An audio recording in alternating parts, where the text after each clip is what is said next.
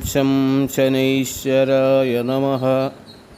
ॐ शं शनैश्चराय नमः। ॐ शं नो देवीरभिष्टय आभो भवन्तु पीतये। शं यो रविस्रवन्तु नः।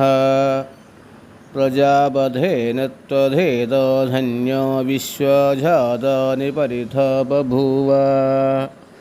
यत्कामास्ते जुहुमस्तन्नो अस्तु वयं गस्यामपतयोरयीणाम्।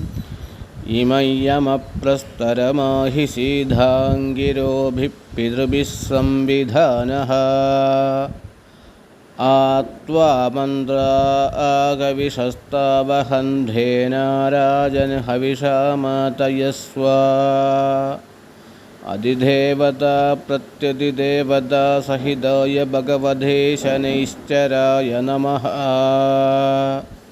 शनैश्चरग्रहप्रसादसिद्धिरस्तु।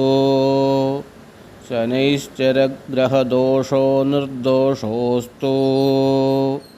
शनैश्चरप्रियधाम् आयुर्वर्धदाम् दीर्घमायुः।